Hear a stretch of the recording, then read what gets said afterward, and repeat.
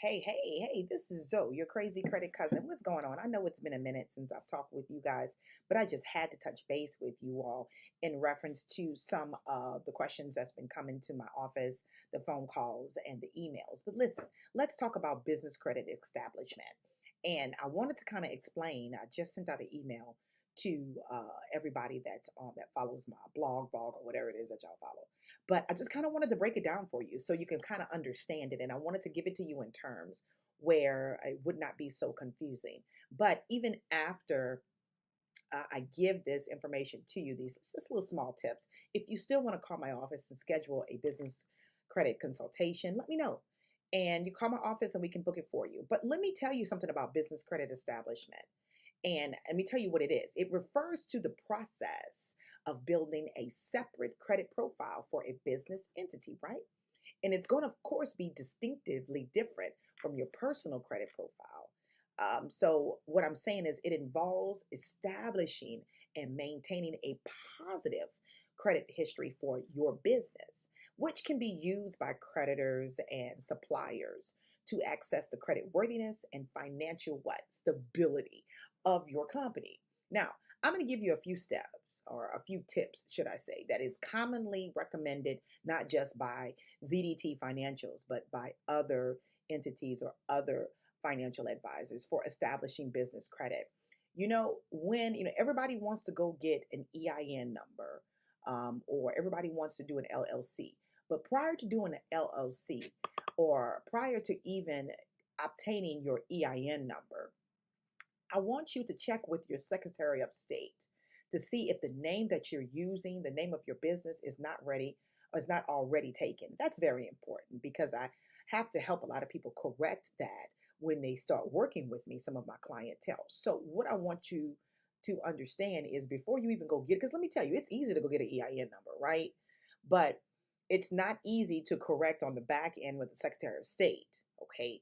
So I'm saying all that to say it can be corrected, but why not do a search with your Secretary of State first to see if your actual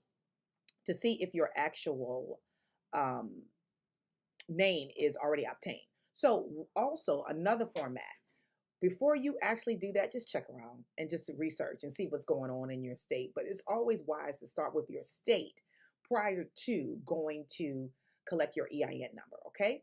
So, with that being said, you have to incorporate or form the LLC, structuring your business as a separate legal entity, such as a corporation or a limited liability company.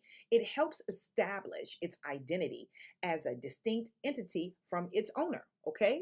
So once you do that, once you go through the Secretary of State, you look at all that, then you can obtain your EIN number.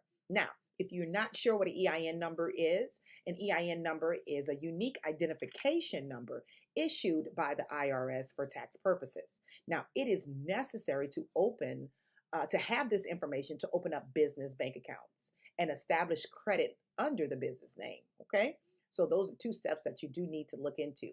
Also, speaking of business bank accounts, you need to have an open, dedicated business bank account for your business in the legal name of your business.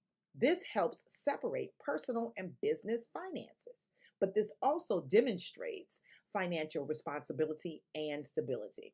Okay, now I'm going to give you one more little tidbit that a lot of people they fail to realize and they forget about this. You have to establish a dedicated phone line for your business. Okay? Set up a business phone line in the name of the company and ensure it is listed in most of the directories. Now, this will reinforce the business's legitimacy and provides a professional image. Now, these are just a few of the foundational steps that I kind of advise my clients and we help them to complete. But you can also begin business credit by utilizing credit products. And that's like a topic for another day. But the bottom line is this. Before you do all that, before you go get your Quill, your Uline, your Granger, your JJ Go, your CEO Creator, before you get all that, try obtaining those few steps that I just mentioned to you in the name of your business because you need to kind of have that foundation laid, right? Okay. So you can begin building your business credit, but try to get those little tips out of the way first. Believe me, you will thank me. And listen, this information is free, but if you would like more information on some of those vendors, such as business credit cards, lines of credit, or trade accounts with suppliers, you do need to reach out to me because we have a whole list of them. Now, one thing I want to share with you, I'm going to always say it is essential to use credit responsibly, okay?